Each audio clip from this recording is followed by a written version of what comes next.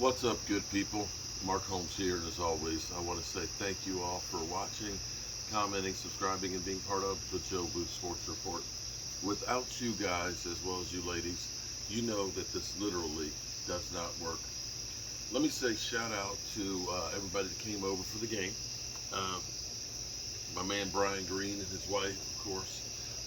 There was DMV, there was E2 Blue, there was DJ,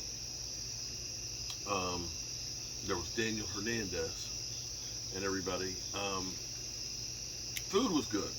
Food was good. Everybody would have had a better time had the game ended. Oh, David Wiley had ended better. But unfortunately it didn't. Dak says the break that he had on his thumb is cleaner than it could have been. So the hope is several weeks.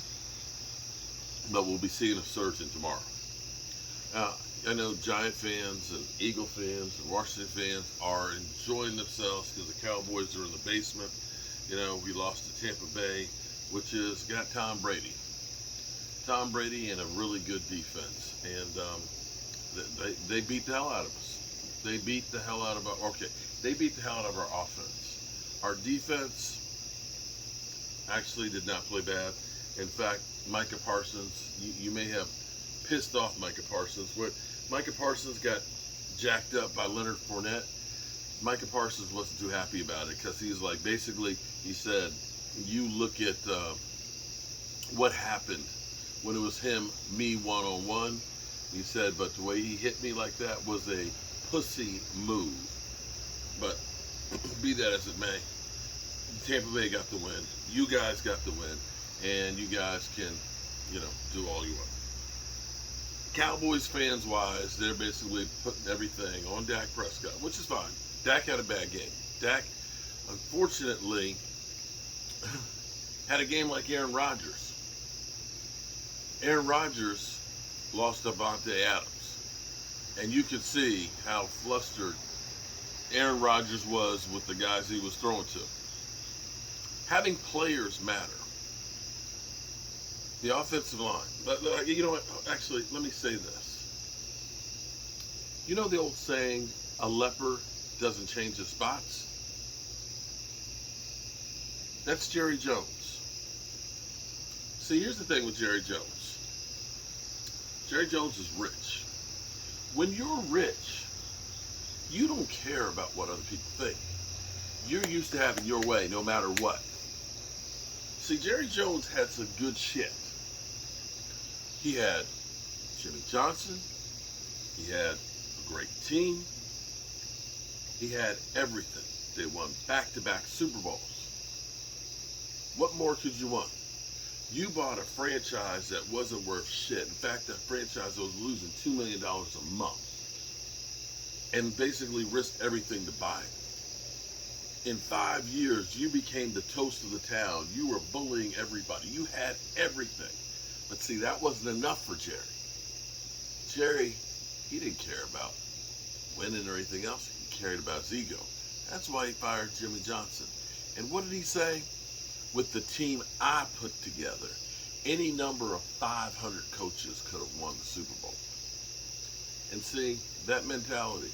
We went through the Chan Galeys and everybody else and all these other guys and, all these puppets because his ego said, I can do this without your ass. And I don't care.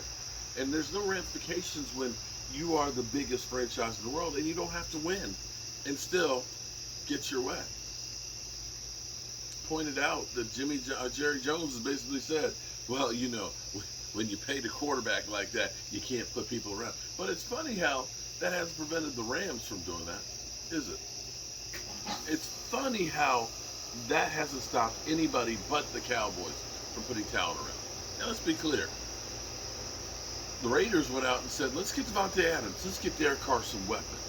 Let's look at Miami Dolphins. They go through and they said, let's get Cedric Wilson. Let's get Tyreek Hill. Let's get some weapons for this guy. I hate the Eagles. And I make fun of Howie Roseman. But here's the thing I can say I can respect about Howie Roseman. Howie Roseman sucks at drafting. Instead of trying to lie to you and tell you, oh no, these guys are great, he realizes he's made a mistake and he tries to do something to fix it. Okay? So you get rid of, Dakota Whiteside, JJ Arthea-Whiteside, or whatever it is. You get rid of Bragar because you know you screwed up on those. But you go out there and you get DJ Brown. And it looks like that move actually is going to work for him because he played a hell of a game. See, he cares about winning. The Cowboys, you want to blame? You want to blame?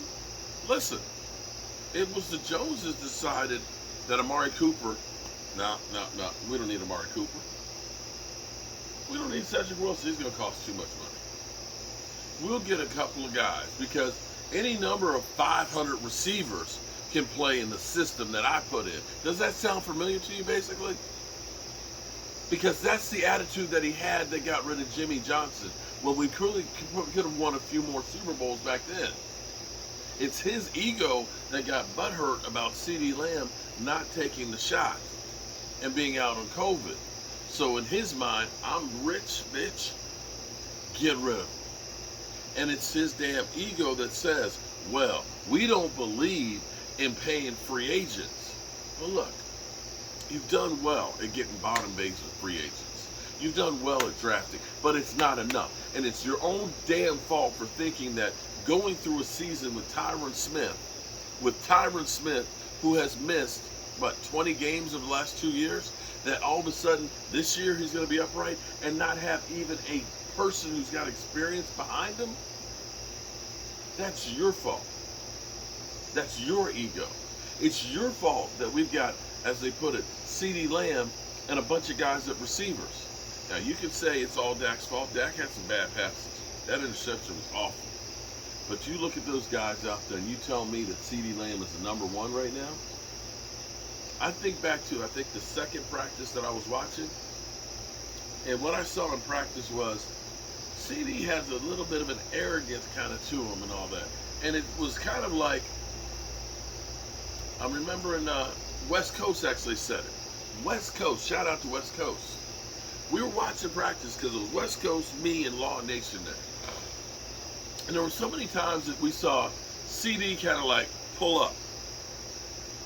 And I remember West Coast saying, he's making business decisions. It's like, yeah, it's practice, so he's saving it for the game. Yeah, well, he was making some business decisions too. He's your number one and had 2 catches for 29 yards. It may be that he is not a number one. And looking at Cedric Wilson, I'm not sure he's a number 2. So it was the Joneses that decided to get rid of 2 guys that were working and to replace them with undrafted rookie free agents and late round picks. And see, y'all expect Dak to shine shit. And I'm not trying to say those guys are shit. Forgive me guys, I'm not trying to say you are.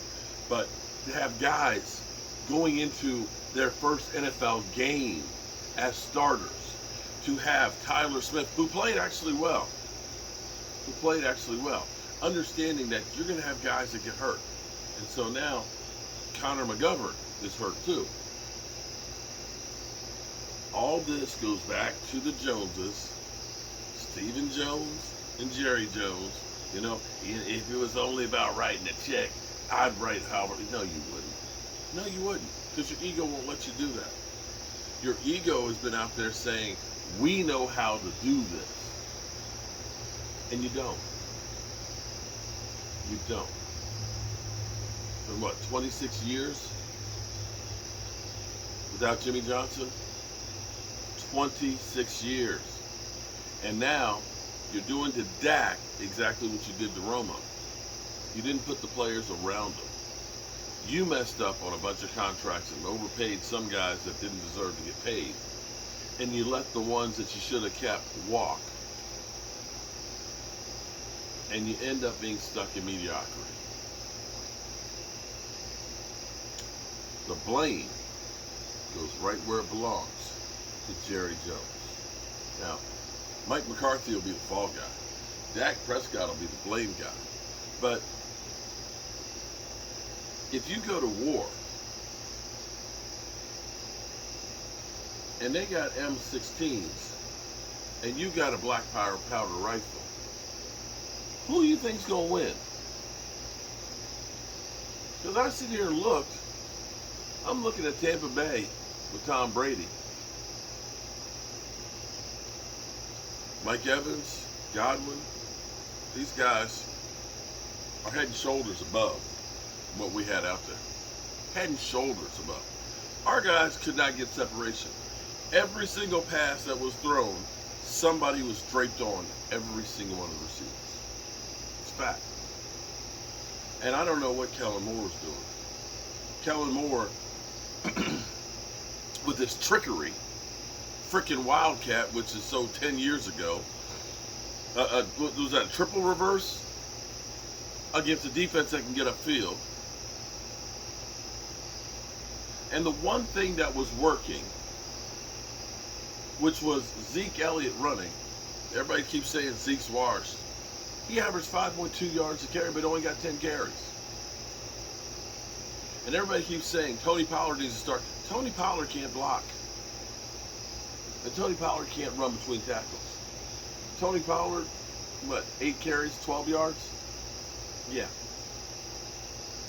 What you have to do in a situation like this with a young offensive line is establish the run. And you had Zeke out there actually running the damn football. And what did you do? Nah, we'll go to Tony Pollard. I can't understand. I can't understand. I'm not going to say that the season's over. I'll give you my thoughts on how the Cowboys tomorrow morning, I'm going to sleep on it, can at least try and hold serve. They've got a defense, at least. Although Jaron Kearse was out on crutches. Connor McGovern, we don't know how bad that is. Dak, of course, with his hand. So we sustained quite a few injuries. I think there's one more. I'm trying to remember who it was. But yeah, we're going to have to rely on our defense and Zeke Elliott. Yeah. The Jerry Jones.